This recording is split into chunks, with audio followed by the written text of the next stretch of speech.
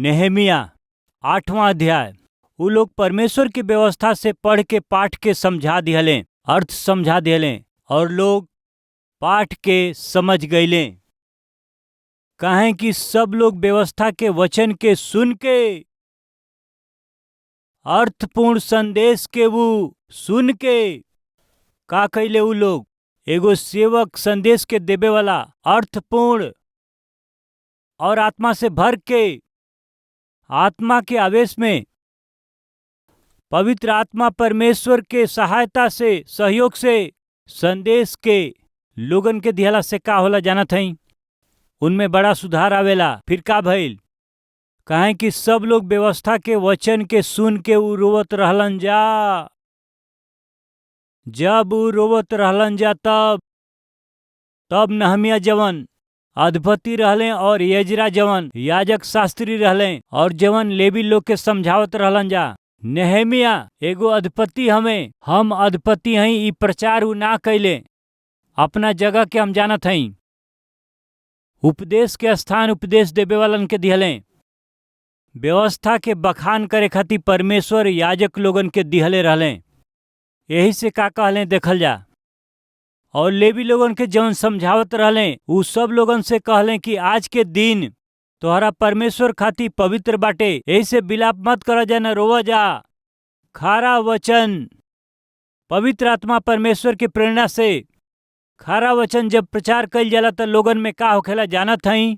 पश्चाताप। आज Calvary temple में केहू से भी पूछी सामान्य रूप से उ गवाही दिहन। उ का गवाही दिहन जा?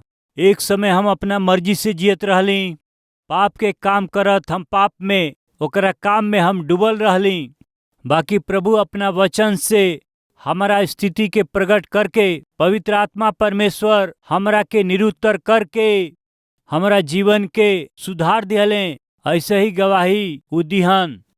ऐसन गवाही के सुने वाला कितना लोग बा? हाथ दिखावे। ऐसन गवाही सुनले बानन जा? Yes yes. नेहेमिया के समझ में आ गई परमेश्वर के वचन ही ई लोगन के निर्माण करी। ये वचन के जरिए ही ये लोगन के जीवन बनावे के बा।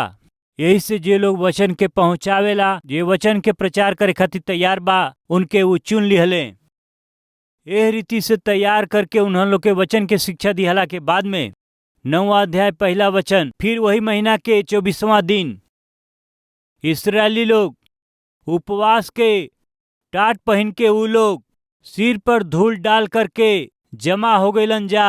एक दिन उ सब लोग मिल के एगो फैसला कैले का उपवास कैल जाई, का उपवास रहल जाई। दूसर का तब इस्राएल के वंश के सगरी जाति के लोग अलग हो गईलन जा। हमनी का अलग से रहल जाई। अलग होके खड़ा होके अपना अपना पाप के और अपना पुरखा के अधर्म के काम के मान लिहले, पश्चाताप करे लगले। का कहेलन? उपवास रहे के। का कहेलन? अलग रहे के। का कहेलन? पश्चाताप करे के। काहे खातिर? अपना जीवन के निर्माण कैला बिना, अपना जीवन के सुधरला बिना कितनो अद्भुत नगर में रहला से भी का फायदा? आज हमन में कुछ लोग बा बहुत ही महंगा घर में निवास करेलन जा। 3 bedroom, 4 bedroom, 50 lakh, 70 lakh, 1 crore, 2 crore, live में, टीवी में, ये वचन के सुने वाला में अद्भुत घर के रुआ बनवले बानी। बाकी वो घर में शांति नहीं खे, वो घर में मेल नहीं खे, वो घर में प्यार नहीं खे, वो घर में आनंद नहीं खे, वो घर में परमेश्वर की उपस्थिति नहीं खे। का लाभ होई बताई? कितनो महंगा घर में रहला से का लाभ? बहुत महंगा कार में यात्रा कैला से का फायदा? कितनो महंगा वस्त्र पहनला से का फायदा बाटे? सोना चांदी पहनला से का फायदा? जीवन सही ना होखे तो ये सच्चाई के नेहेमिया जान गईले। इतना अद्भुत नगर के भी बनावला से का फायदा? नगर के चारों ओर भी शहर पनाह बनावला से का फायदा?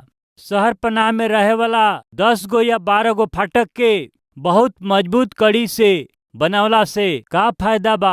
अंदर रहे वाला लोगन के दिल सही ना भइला से, उनकर दिल ठीक होके चाही, जीवन सुधरे के चाही। यही से कुछ न कुछ करे के बा। का करे के बा? जीवन के सुधारे वाला परमेश्वर के वचन के उनके सुनावे के बाटे, उनके समझावे के बाटे। वो वचन से ही उनके अपना जीवन के बनावे के बाटे। उन्हन लोग के प्रेरित कैला के फलस्वरूप एक दिन सगरी इस्राएली लोग मिल के अइले। कैसे? उपवास के साथ अइले। काहे खातिर अइले?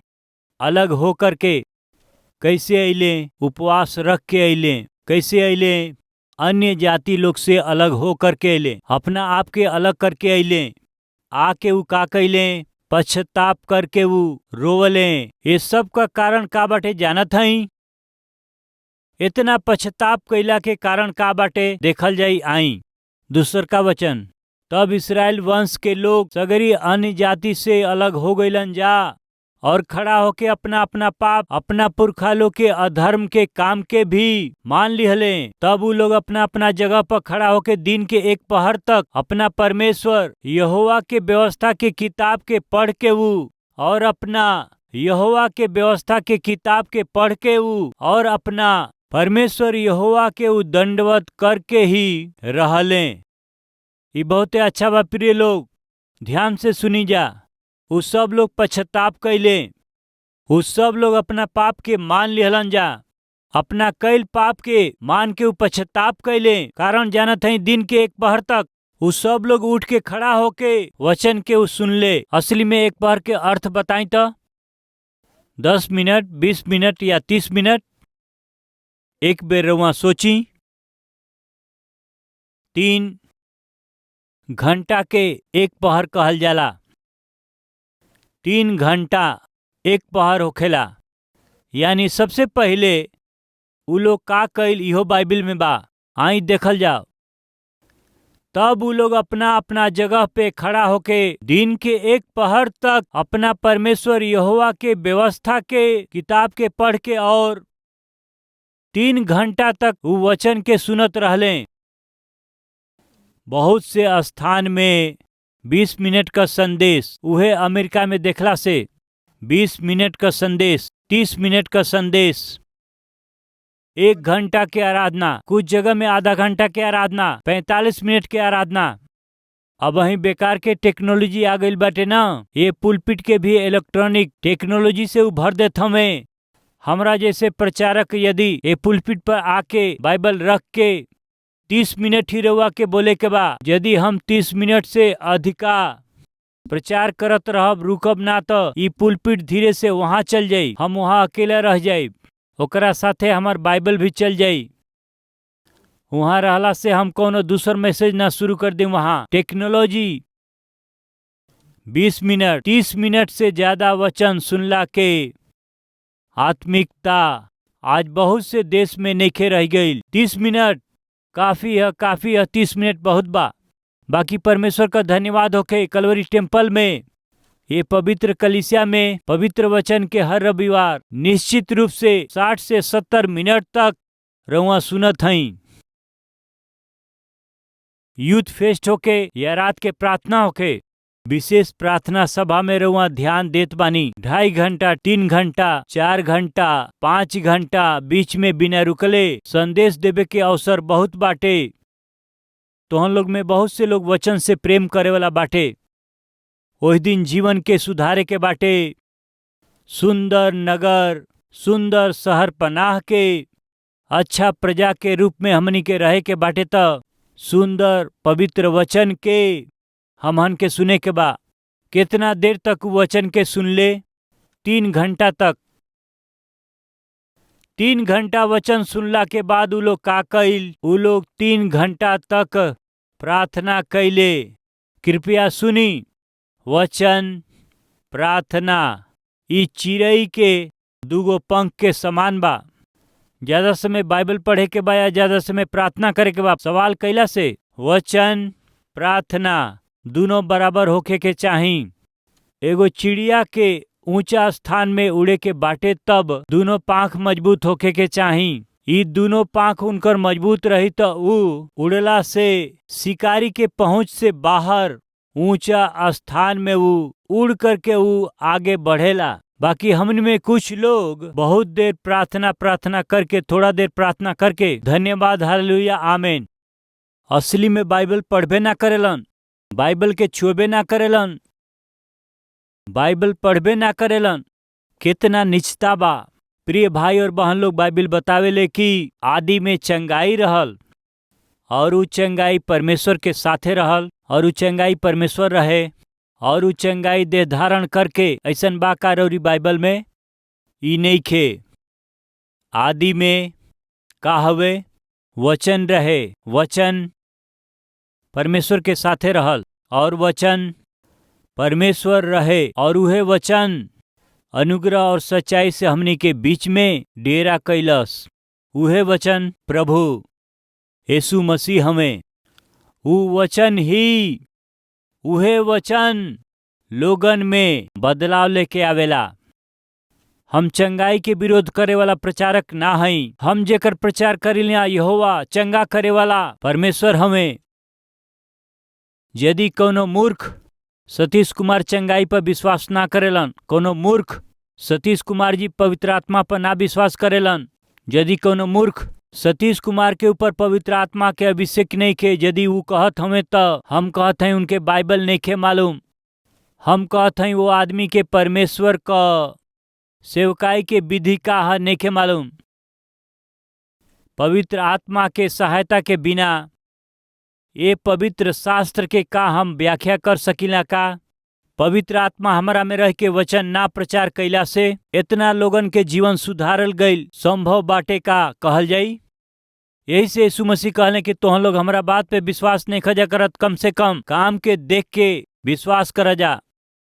वह बात हम कहत हई, यदि हमारा वचन पर विश्वास नहीं खे तो कलवरी टेम्पल में परमेश्वर के कैल गेल काम के रउआ देख के विश्वास करी जा। कलवरी टेम्पल आवे वाला सदस्य रउआ पूछ के देखब तो एक गो गवाही बताइहन जा। हम 30 साल से शराबी रहली, पत्नी के बड़ा धोखा देवे वाला आदमी रहली, पति के धोखा देवे वाली औरत रहली, माता पिता के रोवावे वाला आदमी रहली, जवानी के नाश करे वाला आदमी हई। एगो बहिन ड्रॉप बॉक्स में एगो लेटर डलली, वो लेटर में का बा? उ का लिखली? भैया नौकरी खाती हम हैदराबाद में अली, हम अपना मित्र के देखत हई, हैदराबाद के पापमय वातावरण के देखत हई।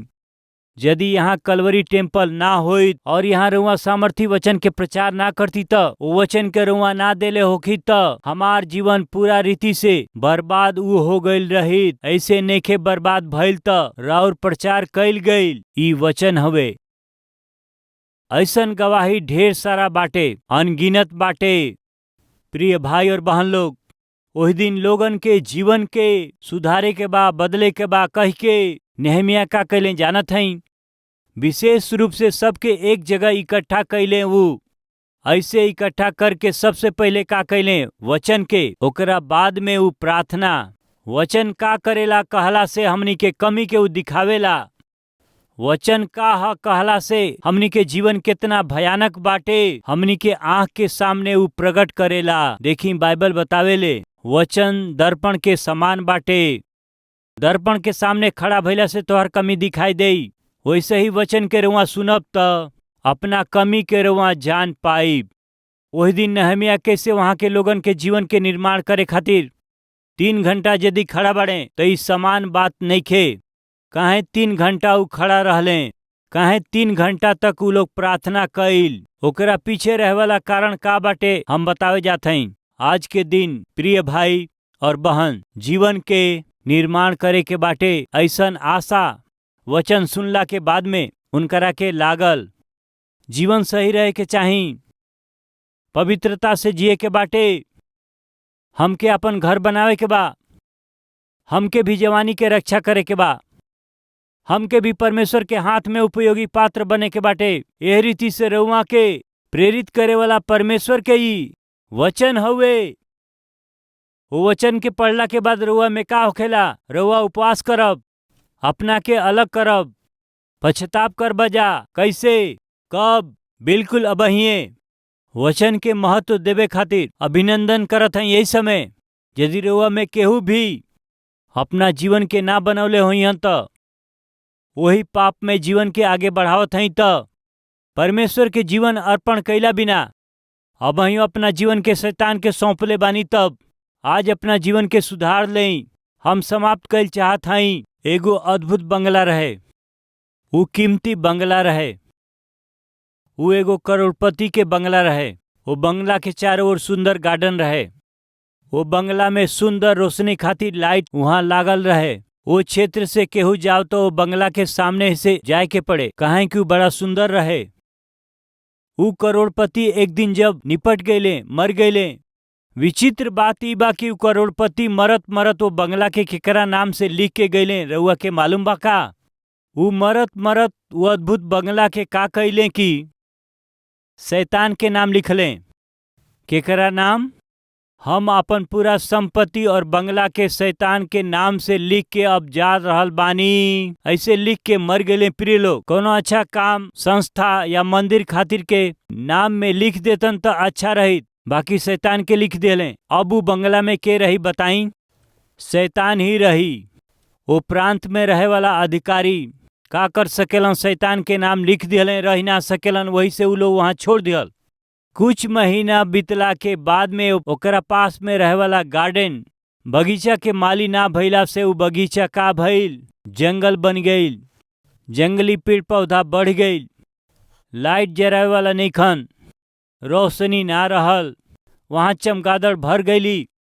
कुछ समय के बाद वो आदमी वो बंगला के केकरा नाम लिखलें बताई जा?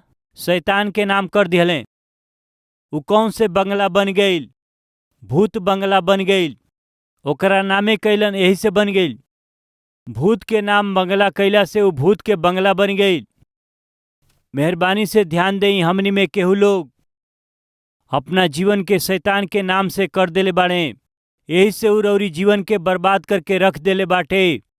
रउआ जीवन बोली ना, बुरा बोली ना, आँख से रउआ बुरा देखिला, राउर बुरा जीवन के बितावत हई। ऐसे कब तक रउआ जियब?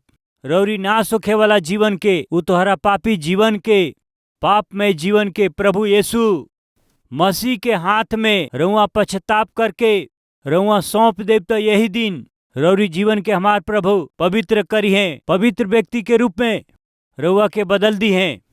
आज हमनी में केहू बा का?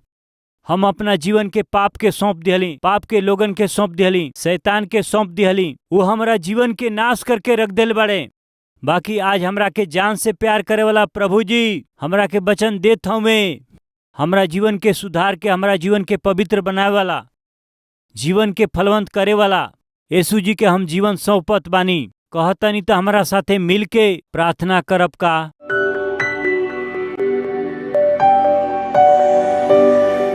महान पवित्र प्रेमी पिता परमेश्वर, सीधा और साफ रीति से बात कैला खातिर धन्यवाद पिता। नेहमिया अद्भुत आत्मिक हमें नगर के उ बनौले, फाटक के उ बनौले, बाकी लोगन के जीवन यदि ना बनावल जाओ तब हाय बनावल गईल नगर और फाटक का होई?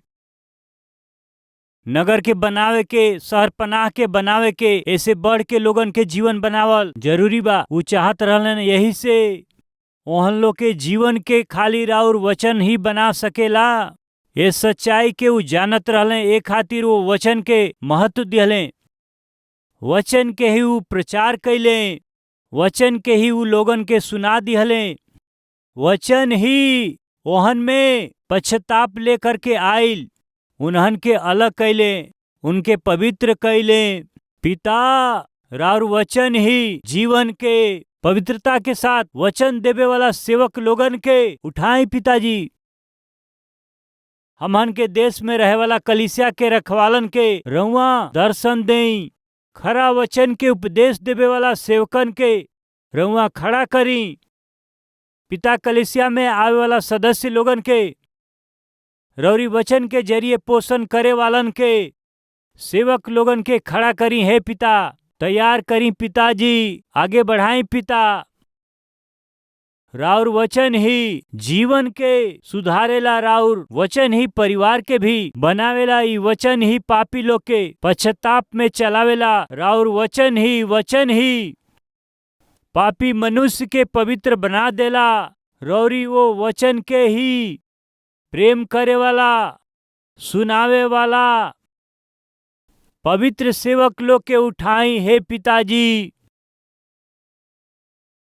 ऐसन अनुग्रह हमनी के राज्य और देश के देई हे पिताजी। वचन से प्यार करके वचन के प्रचार करे वाला हर एक सेवक के, कलीसिया के रखवाला के बहुते आशीष देई। उन्हों लोग के कलीसिया के रउआ आशीष देई। उनकरा कलीसिया के सदस्य फलवंत होके पिता बढ़ सके ऐसन आशीष रउआ देई। जीवन के सुधारे वाला रौरी वचन के रउआ पिता, दान देवे वाला दाता लोग के हम प्रार्थना करते हैं पिता। 17 भाषा में पिताजी, चारों कोना में रौरी वचन के पहुंचावे वाला पिता रौरी वचन के आशीष दे दें, समृद्धि दें, उनके और उनका परिवार के आशीषदायक बना दें। रउए के आदर महिमा देत हम प्रार्थना के यीशु मसीह के नाम से मांगत हई, आमीन।